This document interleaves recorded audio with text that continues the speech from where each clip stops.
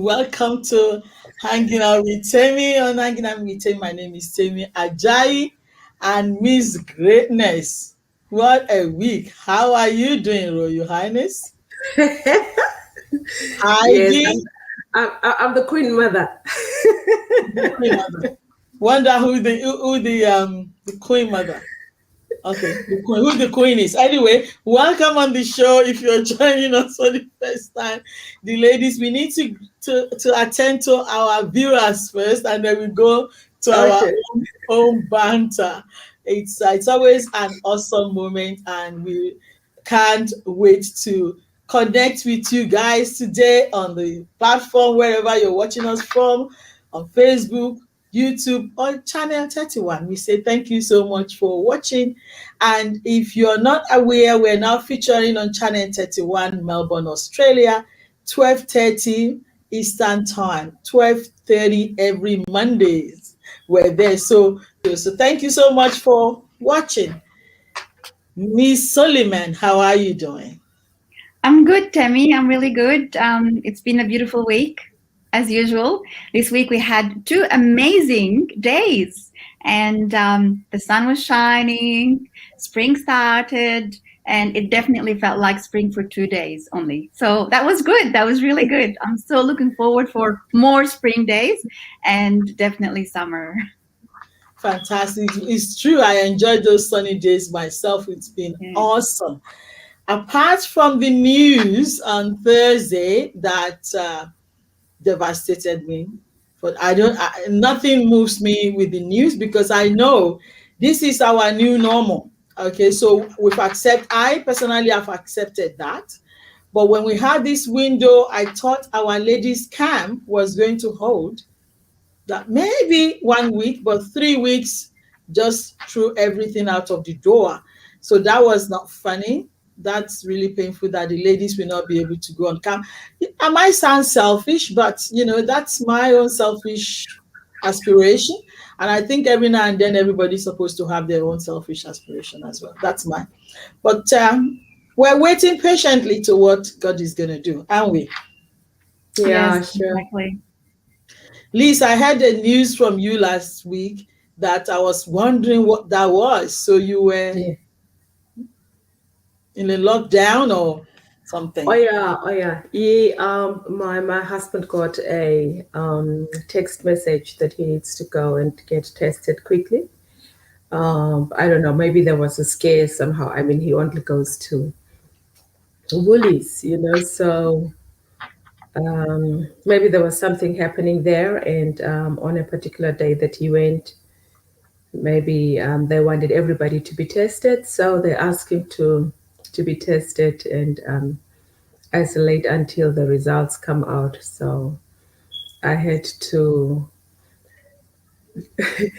lockdown with him. Yeah, lockdown with him, all right. That scared me. And I said, what's happening to this girl? What was she talking about? But Yeah. people don't, I don't know about you. Sometimes you feel like maybe you shouldn't be talking about this lockdown or this COVID anymore. But I don't know how we're not going to talk about it. I Yeah, just, there's no way we won't be talking about it. I mean, if you look at the news, if you switch on your television, more than half the time they talk about COVID. I mean, there's just no way we can stop talking about it. If it's not Victoria, it's Sydney, it's Brisbane or whatever. Forever updates here and there, and it's just. And then we've got home also. Where we come from, stuff happening there. So it's everywhere. So that's true. it's part of us now. That's true. There's this girl that I saw on Facebook that Yeah. she put a sense of humor to it. I think she's the most funniest girl ever. She's so funny. She would dress up in pajamas and she said, I'm dressing up now, I'm going, and then she wear high heels on her pajamas and said she's dressing for lunch. One day she put something on, she said, so I decided to dress up and go for a drink in my living room. Come and join me. And she dressed very glamorously, but she's going to her fridge to get drink. And she's wanting people to join. I thought, oh my God, this is so funny. The other one I think that's good. I think that's what we're going to do because I also, I get clumsy, making up my face. I kind of forget how, what was I doing actually? It's funny. Because we don't do these things anymore. It's funny. I sent something to Heidi this week about the monkey. Did I send you the monkey and the mother monkey and the baby? Yes, Did No. I? you said yeah. Oh, gee, I did. Sure did. There was the father monkey and the baby monkey. The baby monkey was saying to the father monkey, "Can we can we go and get vaccine now?"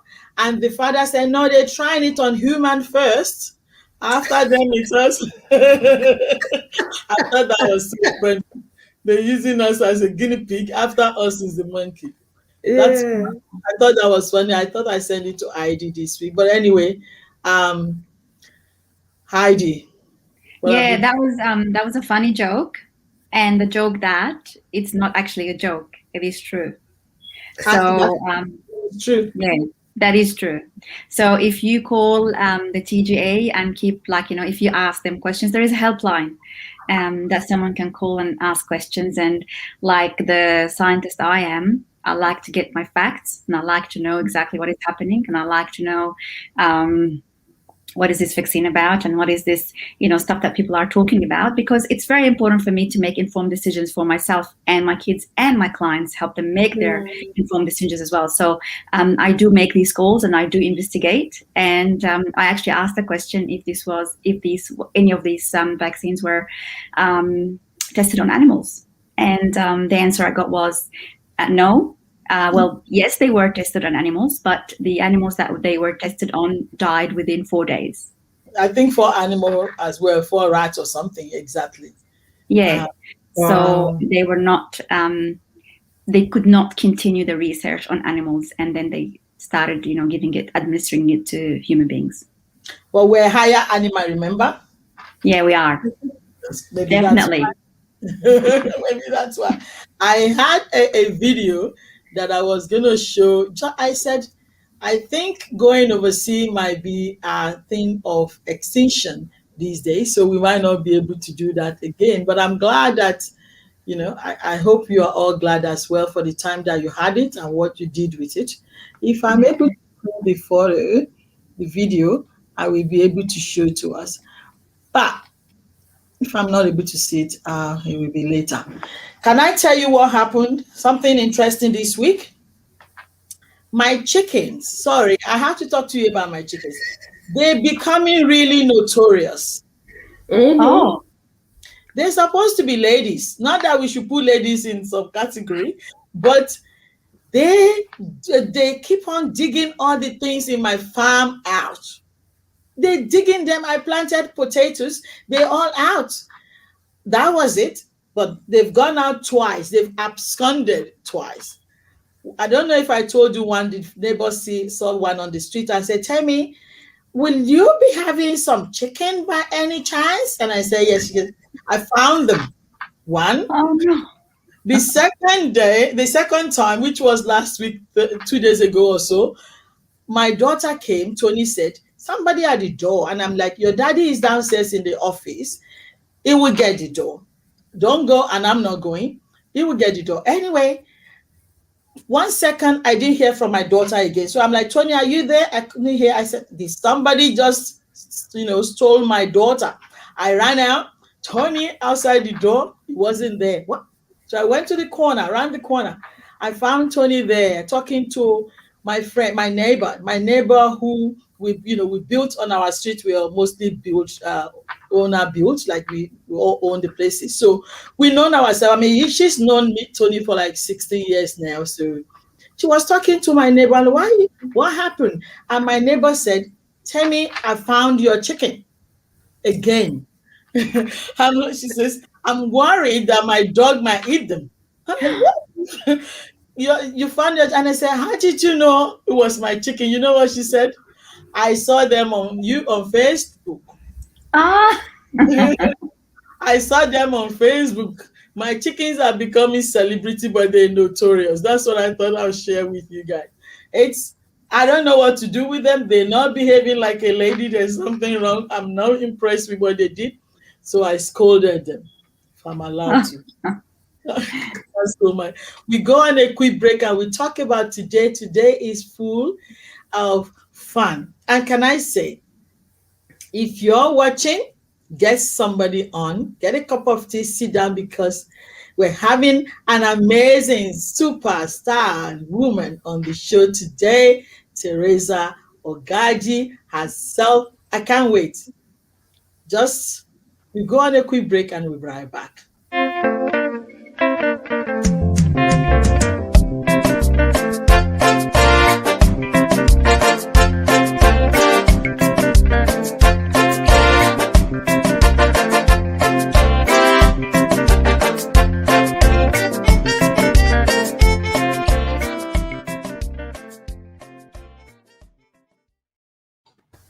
Welcome once again on the show. If you're just joining us for the first time, we say welcome.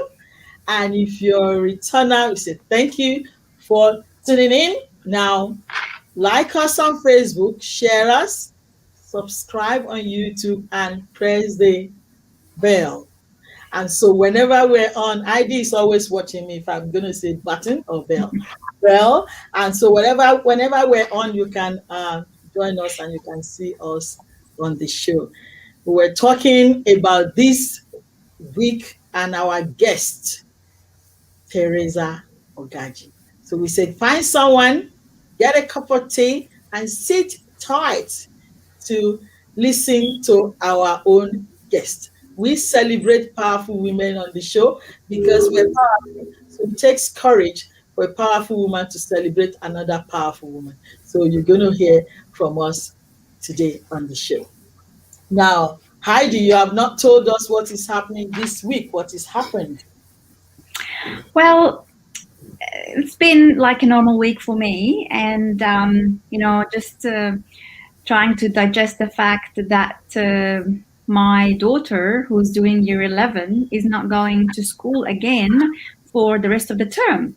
So she is going to stay at home for lockdown for the entire semester this term, and then they're going to have school holidays, and then she has, as soon as they come back, she has her year 12 exam for her year 12 subject. And the news from the school is that they are encouraging all the year 12 students to get vaccinated before they start their exams. So that is a little bit concerning for some families. And I wanted to talk about, if we can, please, the division that is happening around us from people, and it's like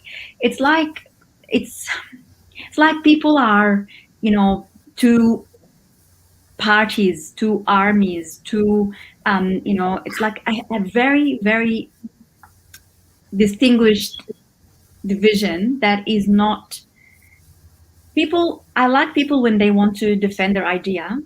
I want them to know why. Some people just want something and they're not sure why. So if you have an opinion, you better know why you have that opinion. And instead of just attacking someone else and not being kind and not being, considerate to someone else's situation or someone else's, point of view, why do people just jump into conclusions? I understand this is the human nature, but I have seen quite so many arguments. People ask me, for example, okay, well, no one knows that my daughter Anna is severely anaphylactic. Okay, and she had so many anaphylactic reactions where she has to go to the hospital and get, adrenaline for, a few shots of adrenaline. Last time she had four shots of adrenaline, and she was still anaphylactic for a few weeks. Wow. Okay, and she's anaphylactic from something that we're not sure what. Wow. So the doctor said that she would never be allowed to take any kind of vaccination. So all the vaccinations that everybody else takes, she has not taken. Wow. So she's not allowed any kind of vaccine whatsoever, full stop. She hasn't taken anything as a child. Wow. And then now, obviously, this vaccine, she's also not allowed. But people, when they ask me, are you vaccinated? No. your kids are? No.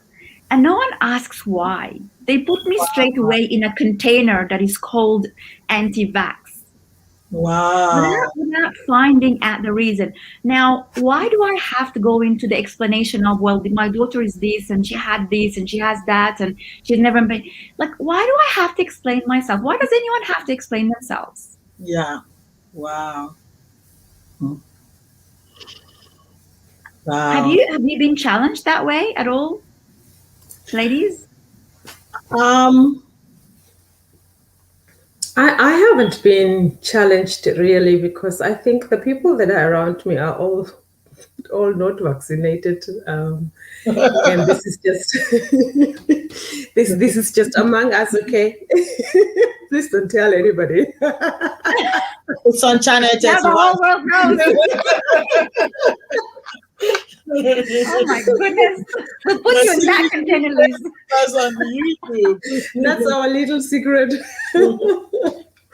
So I really haven't been challenged, but obviously we are talking about the antagonistic attitude that is there, in the air, from the vaccinated towards the not vaccinated, particularly.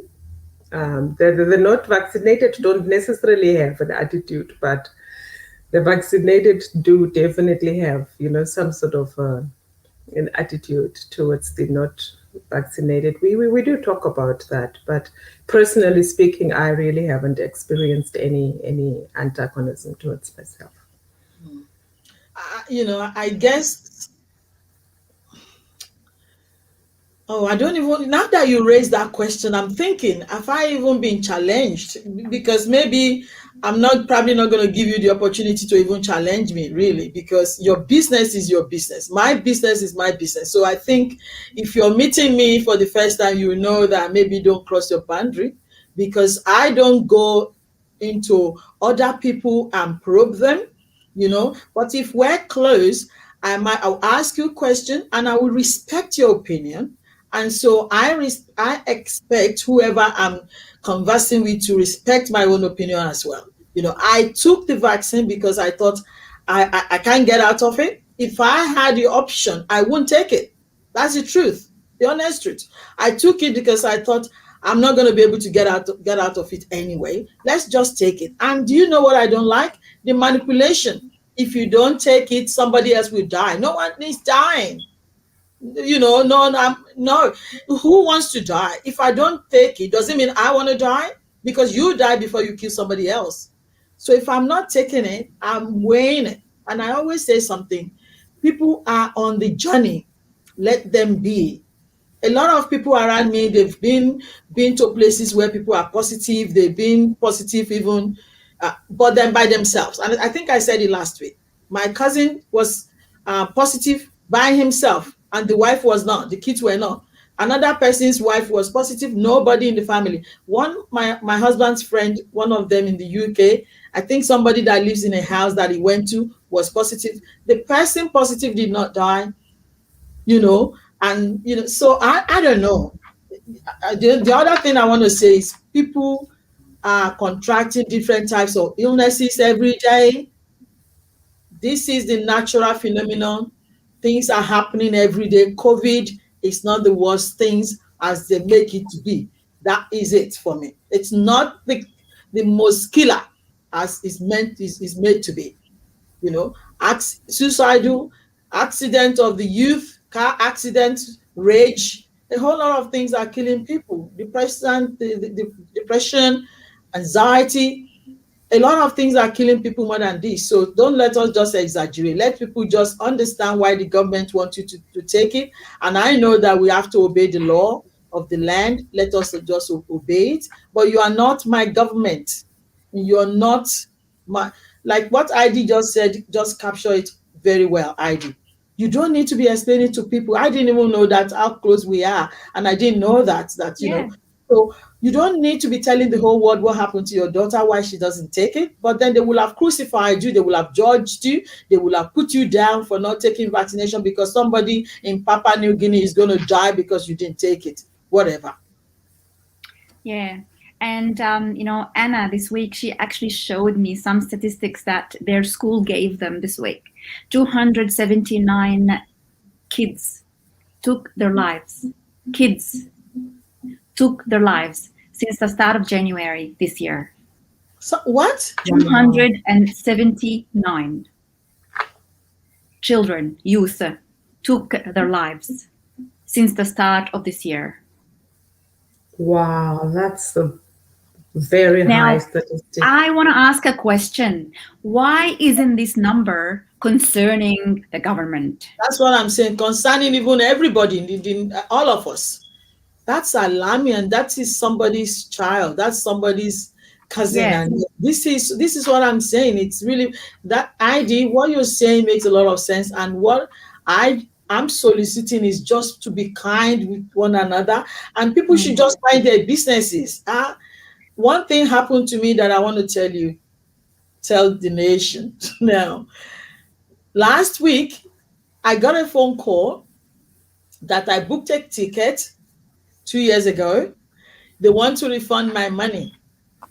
I'm from Nigeria, all right? When I hear people want to refund money, 419. These are the first thing. I'm like, no. They said I should send my credit card. I said, do you think I'm dumb? I'm not sending my credit card. And then I said, you send me an email. So I gave them, I have an email for the general, I don't care, that is not secured. So I gave the email, and then they said, this is we owe you from, forgot the name of the airline now, for Qatar Airline or something. So we want to pay your money. So I said, okay, send me the itinerary. And it was true that I booked this ticket, this flight, and they refunded my money. This is not 1,000, it's not 2,000. I'm just thinking, this COVID, I thought maybe the way they're stressing all around me is not affecting me. But I think somehow you might lie that it's not affecting, but I've just discovered that this is a brain block.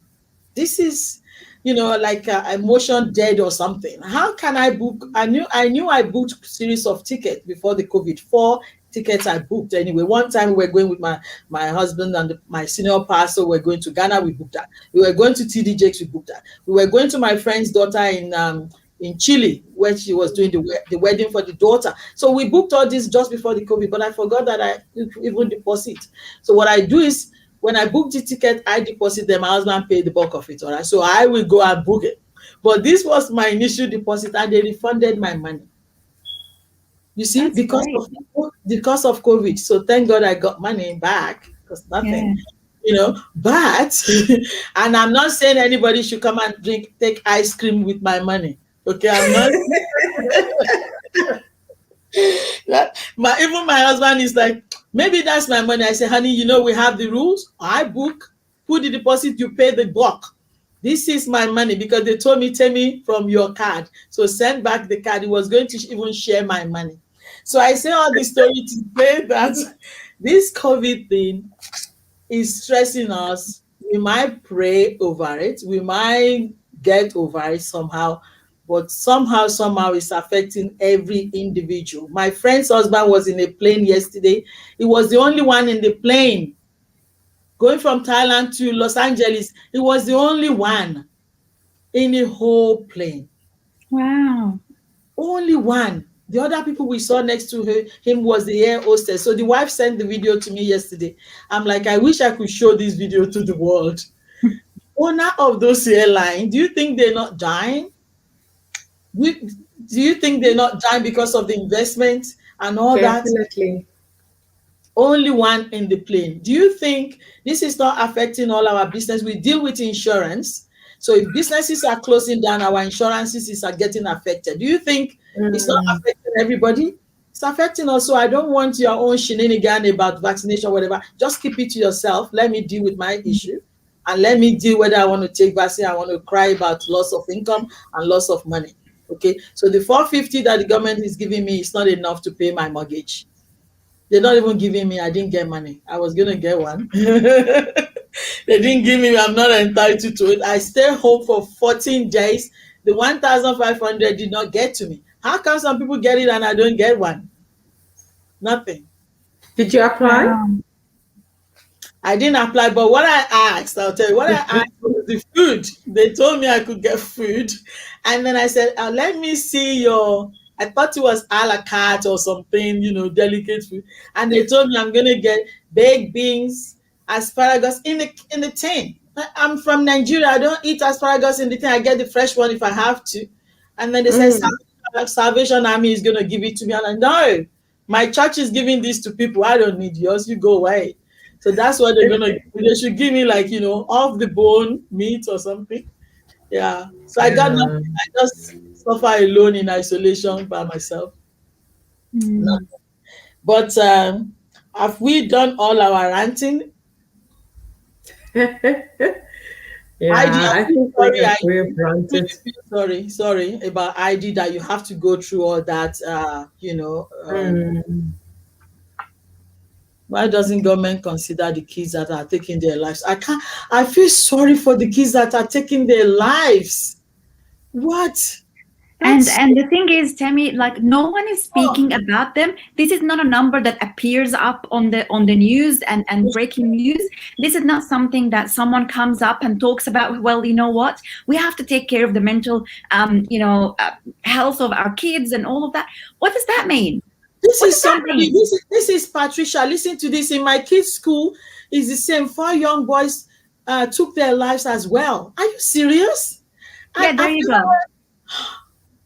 I've never There heard you this. Is go. the first time I'm actually really hearing this from people. And the Really? thing is, this is much greater than any death that happened since the start of COVID in Australia. So the actual virus is not killing us, but the suicide is. And who's suiciding? Ah, Kids, children, our children, kids as old as Anna, younger than Anna. They're going to kill themselves. They're going to take their lives. because Why? it's enough. They can't see their friend. They can't. The kids. They always go out to have lunch. They always have go for coffee. I've never seen you look at the statement of account. All you see is coffee, tea, lunch. That's what the kids have. The youth. They always do it, but now they can't do anything. This is serious idea. Even I didn't know it's this alarming. This is so bad. So now, honestly, when I hear people talking about masks or taking the vaccine or like arguments in the side of the road or in supermarkets and things like that, when I see people doing that, I'm thinking, honestly, get real, people. Go home, look after your kids. All right, look after what they need, do something about it, find help, Mm. because you don't want to go home and find your kid dead just because of what is happening, and you're out there arguing with someone else about whether to take that stuff or not take it. Yeah. So bad. One of my friends absconded. Is gone now with the kids and the wife. They traveled overseas because she's been saying, I can't do this anymore. The wife been saying, I can't do this anymore. I can't take this anymore. So I was ringing last week. They weren't answering their phone. I called the husband and the wife. They went. I kept on persisting. I kept on calling them. Eventually, she called me back and said, I'm overseas. I had to get out. I had to go. So she's overseas, and now she said the kids are outside, they enjoying life, that she can't do that again. She grew up here. She's been here for like 35 years. She's run Yeah. away Wow. now. Yes. She ran away now because of what is. So what we're talking about now is serious and it's really sad. But I think we need to encourage the youth, the kids. Please, please, there will be a change in this season. Please don't kill yourself. Please, And you know hook up. what I think also, Temi, is that the issue of the psychologist and the therapist, the bookings are so full. I was told. If you make a booking, you get a slot after a month, after 2 months, that's when you get a slot. So I I think was told. this is really time that those of us who are coaches really need to advertise our Yeah. services, Oh, so that the kids have got somewhere to go, someone to talk to. The parents can, tell the kids, go and talk to this life coach, at least so that there is a conversation until the time that the kid has to go and see the psychologist. Otherwise, the thought of I have to wait for 2 months before I eventually see a psychologist, and I'm already so depressed. Mm. It's just too long. that's true. Somebody So told me yesterday, actually, exactly what you're saying.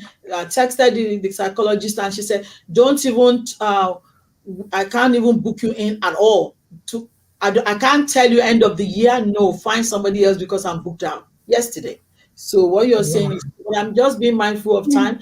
I think that's going to be a topic that we can talk about, how to help people, the children, if what sign you need to look for that your child is presenting or your cousin or whoever, and how to seek help. I think that's going to be another topic that we can talk about.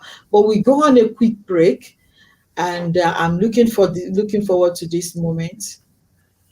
Something good, something we need goodies in our lives. We need something different, something bright, and that's what we're going. Yeah. Challenging but good. Let's go on a quick break, and we'll bring in our guests. We'll be right back.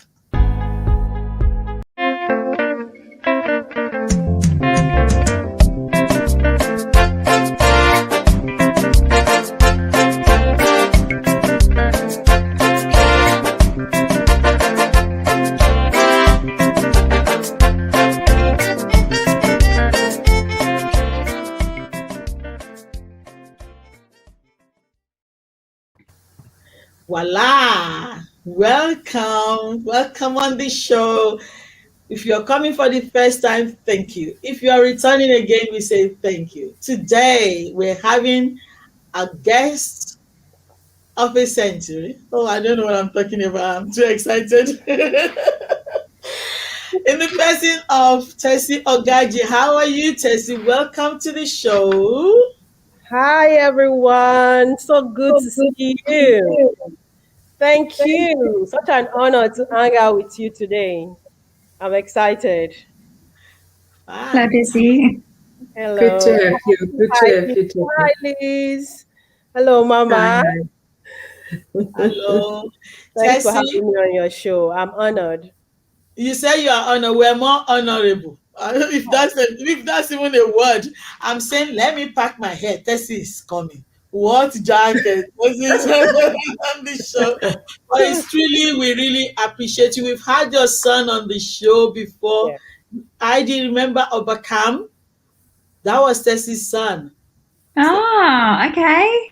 that yeah, blew us away, and that was Tessie's son. So thank you so much, Tessie. But I've got something quickly that I want to read about Tessie.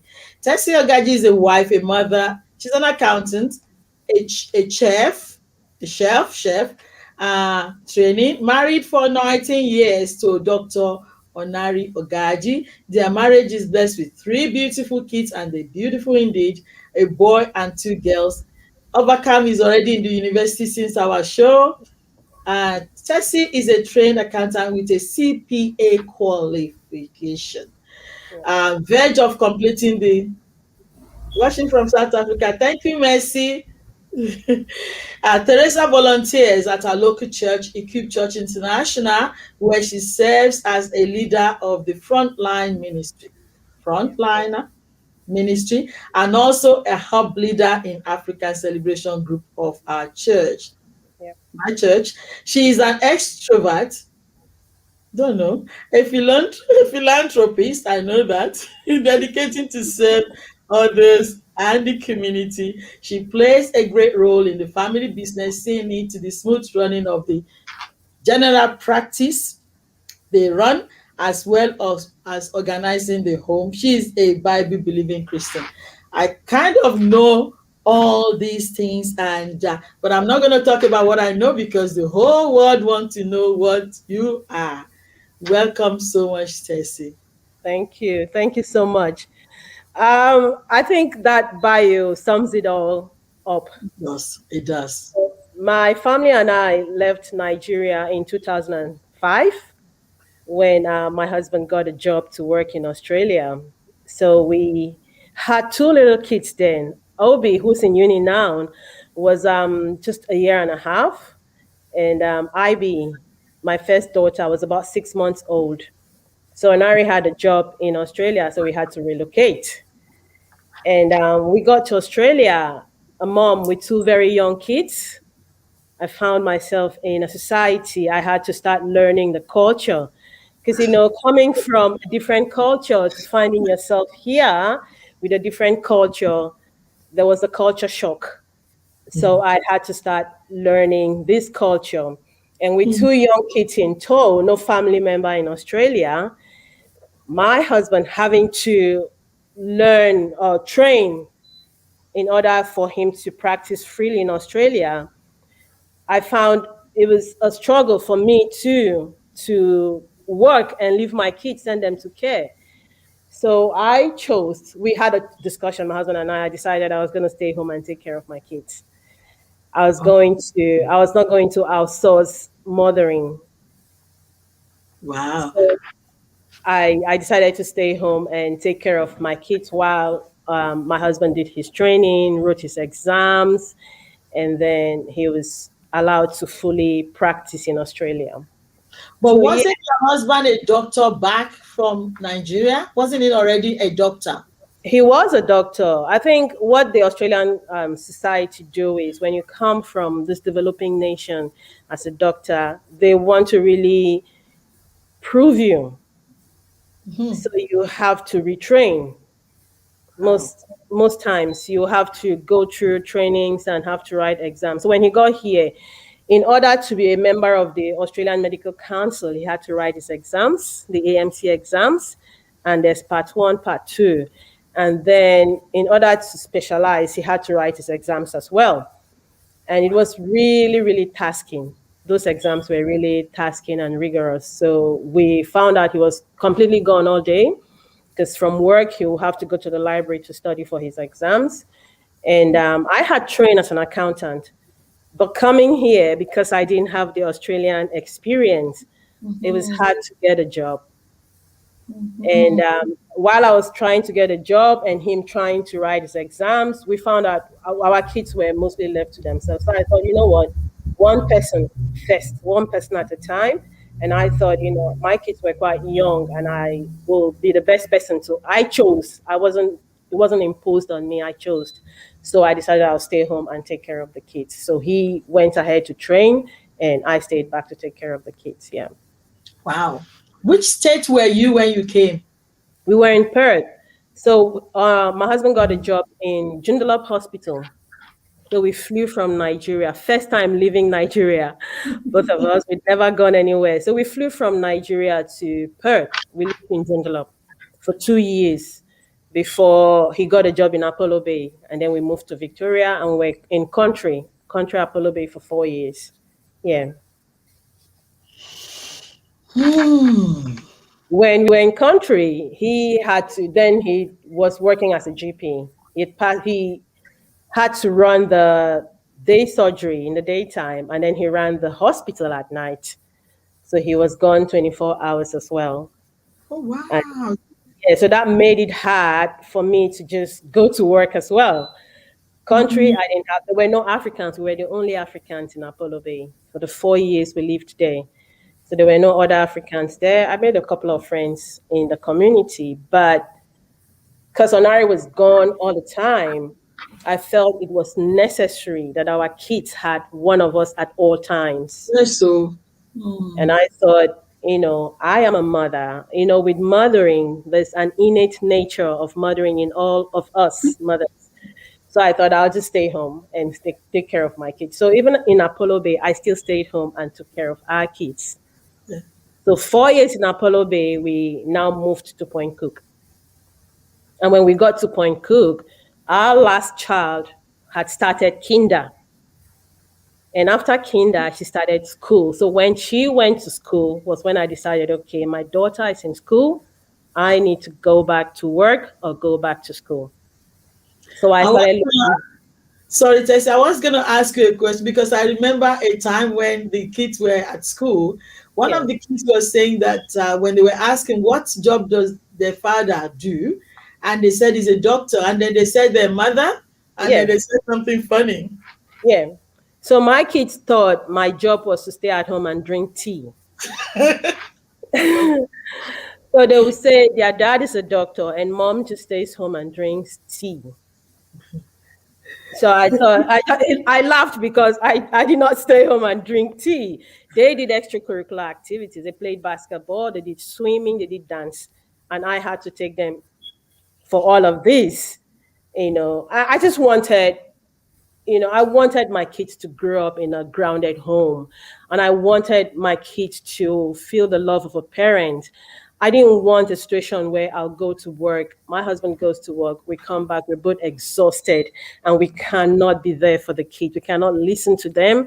We cannot provide the emotional, mental, and the love they need to grow. So I thought one of us had to keep them grounded while the other brought in the bacon. It was tough to stay home and not, you know, go to work or go to school or do anything. But it was a choice I made, and I made peace with that choice. That's good. I told myself, listen, if this is what you choose, you will have to sacrifice something for it. Something has got to give. And if my career was what I needed to put on hold, I mean, these kids are little for just a little while. Yeah. They grow up really True. fast. And if my Yeah. career is what I need to put on hold for them to have one of their parents around, I'm willing to sacrifice that. So I made peace with that decision and I did it. So yeah, I can see Heidi smiling because that's what she does. She's making peace with it. I must say, and that is fantastic. Somebody just made a comment and said, when you go out, they don't see your doctorate certificate or what CPA. They see your children, and that's we true. can see what is happened now that you're raising a bunch of fantastic Thank you. wonderful children, and we thank God for that. Also, you're serving at the church, Equip Church International, as a Yeah, frontliner. yeah, Wow. Sorry, I was going to ask that now that you have time that the kids are growing up, maybe it's not going to be the church that's going to be next thing that you want to invest now in. You were an accountant back from your yep, country, yep. and so now that you have opportunity, I think people will say, I'm going to get aggressive, get my profession, but you're still serving in the church. I wonder. Yeah. So when my last daughter started school, big school, the 5-day school, I started looking for a job. But like I said, I had not worked for a couple of years now. And normally, because things change in the industry, and I found out that because I had not worked for about 10 years, I needed to retrain. So I went back to uni to study accounting again. I started from scratch. I did a Oh, degree, 2.5 years. They gave me 2.5 years because I had to. I knew most of it was like doing what I'd done before. Did it all over. So I finished my degree in 2.5 years, and then I enrolled for the CPA program straight away. Because my goal now is my kids are growing, as you know, and it's time to invest in myself. So I yeah. enrolled in the CPA program and I started doing the CPA program. It took me a while to do the CPA program because it was a trick to balance the CPA program, the business, and running the home. So, but I sort of kept at it until I qualified. I am actually in a mentoring program with the CPA. I've got a mentor who I catch up with once every fortnight, so he's grooming me and training me. The reason I'm doing all of this is once an opportunity shows itself, I don't want to be found wanting, preparing myself so that once the opportunity comes, and I actually feel like this is the right time for me because if I had gone to work earlier, you know how you're at work and then they call you, your child is sick, come and pick your child up, or one of them has forgotten their uniform or has forgotten a lunchbox or something, and then you're back and forth work. But while I was staying home, I could do all of that without any hassle. But at the moment, they are all big and can take care of themselves. So if I get a job and I'm working now, I know no one's going to call me, someone forgot their lunchbox, or I need to take someone for basketball or anything like that. So the goal is to prepare myself. So if an opportunity shows, I am ready to take it. Because I feel like I've sacrificed in taking care of my kids. It's time for me to take care of myself and to put myself first. Yeah. So yeah. So in Somebody said, everything you do, what inspires you the most? I think at the moment, my children sort of they make me want to wake up in the morning. You know, I see myself as a light carrier, someone who Mm. paves the way, who shines the light for them to find their path. They inspire me, and I I, see how well they are doing. It makes me want to lead them to shine the light more on their path so they can be all they want to be. And in doing that, I see myself too, because now while they're going, they still look back at me for directions and for advice. They still run to me. So I've created this relationship where my kids can always come back to me and be comfortable to tell me anything. So that makes me want to wake up in the morning. And I've also seen some women like Mama Temi is one of my role models. I love her. I always say to her, the reason we are able to do what we do is because we came and saw them doing what they are doing, and what perfect role models. So yeah. Thank you. Mm. I want to ask, if you have to give advice to a mother that's in similar shoes like yours, sitting in Africa, who has to come over to Australia, with such young kids, what would your advice be, considering what you have gone through in those early years? Okay, what I would advise any woman coming to Australia, there are two things. If you know your husband or someone in the family is able to bring in the bacon, it doesn't have to be everything. The basic necessities, Right. a roof over your head, food on the table, clothing over your back. I think we as African parents need to be present for our children. This society is different, completely different from the way it is back home. Back home, you can go to work and have your relatives take care of your kids for you. But out here, you cannot. So if one person can stay home to take care of the kids, do it. If you cannot, I mean, no two families are the same, and no one size does not fit all. Yes. All right.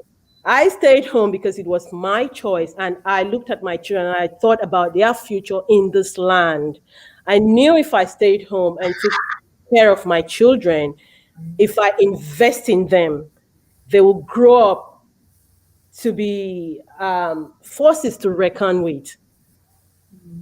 And I decided I was going to sacrifice them. I'm not saying everyone should emulate me. It depends on the dynamics of their family. So look at your family, see what works. If both parents going to work is what works, please do it. Otherwise, if one parent having to stay home to take care of the kids is attainable, please do it. You will not regret it.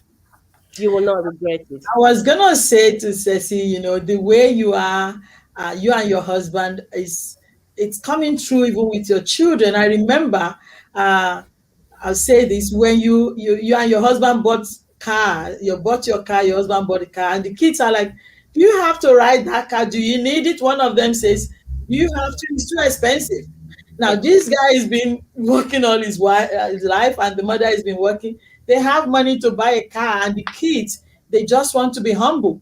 They Yeah. said they don't need. I'm like, it's their money, okay? They're not gonna eat the money. They're gonna spend it on something. And they were saying, why did our daddy bought like a Tesla and our mother bought this that? But Mercedes, the mother is bought. It's their money, but that's the kind of attitude that you present to the kids. That even though Yeah. you have it, you don't need to misuse it. And No.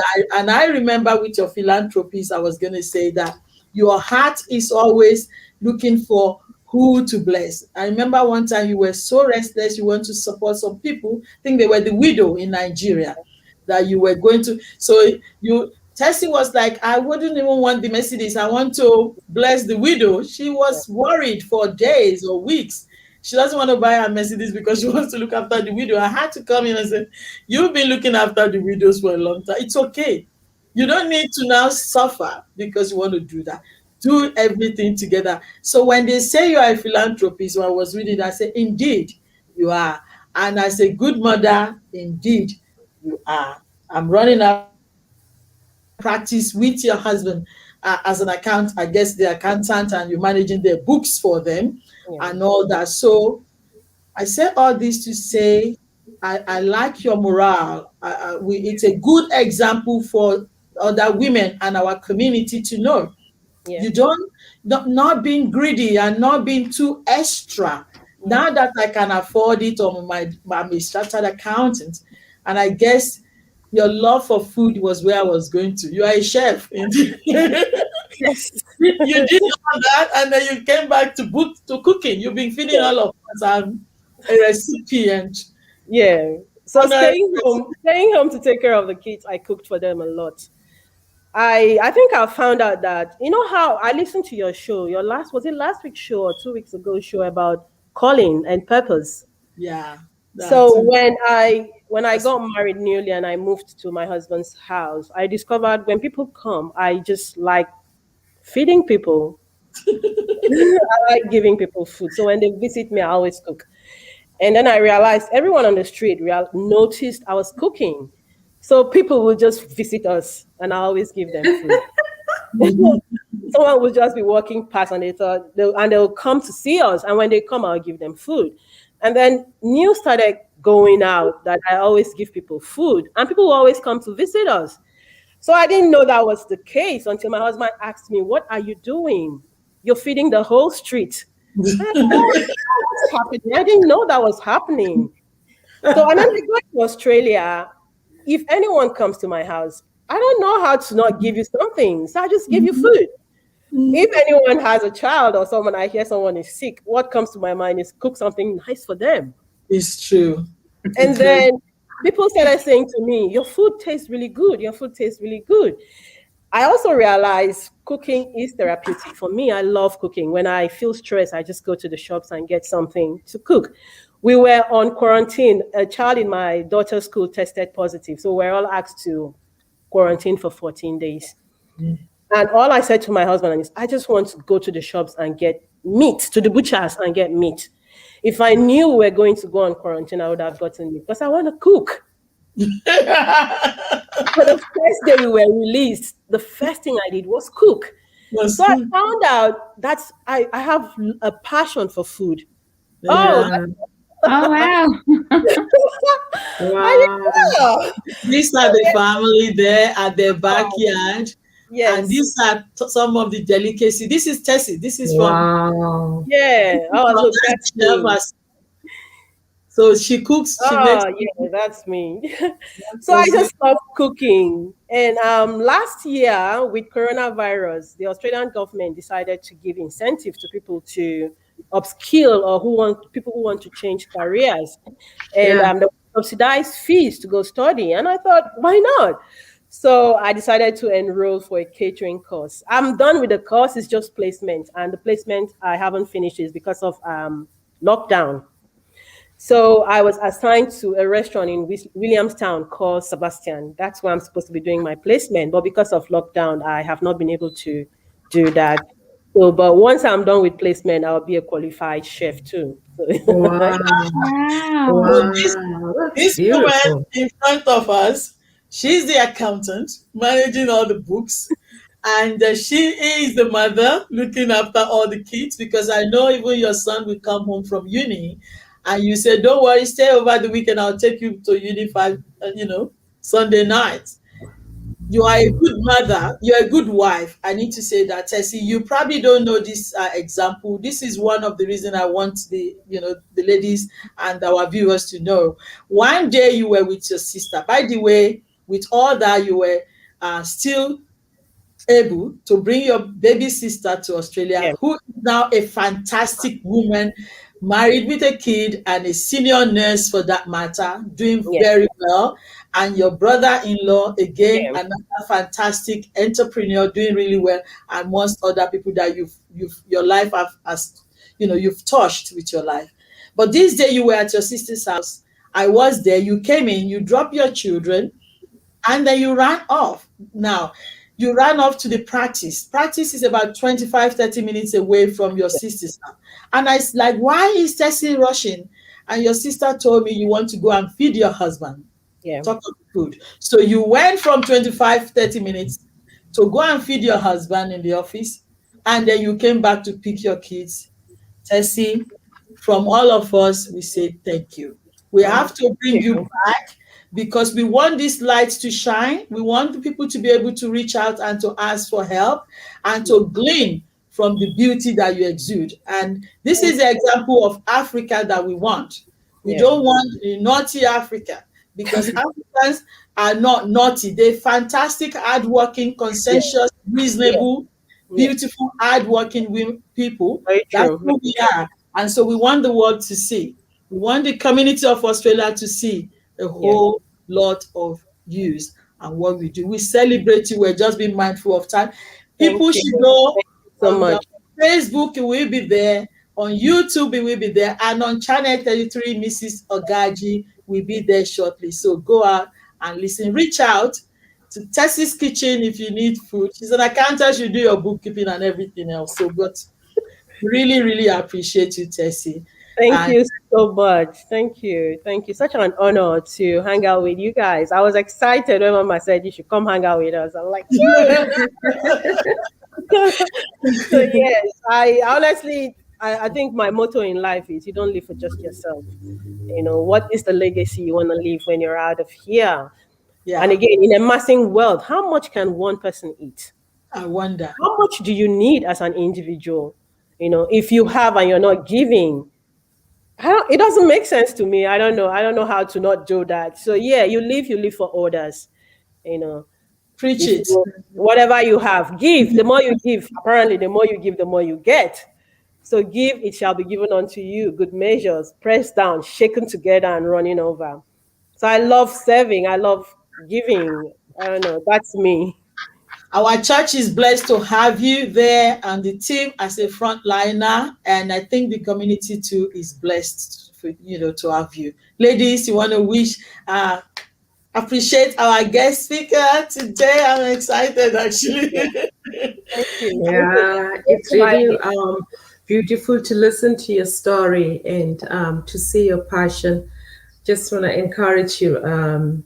As somebody said, success is when opportunity meets preparedness, and you are definitely a living testimony of that as well. Australia definitely teaches us to, be a two-edged sword. We should be skilled in so many ways, and you definitely are also demonstrating that. And I think against that background, it was really good to hear your story, so that people, everybody who is listening to you, we get encouraged not to be single-minded in terms of our abilities, but to look beyond what we think we can do and make use of the other potential and the little skills that are also there to sharpen those as well and make good use of them. Thank you very much. Thank you so much. Thank you. Heidi?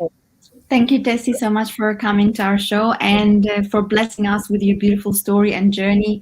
It's definitely very inspiring and for us all to have a look at what is possible, because sometimes we're not really aware of what is possible. But like what Liz said, simply you were prepared, and you are prepared always, and you are in the journey of empowering yourself. And it's all this is the whole purpose of life, isn't it?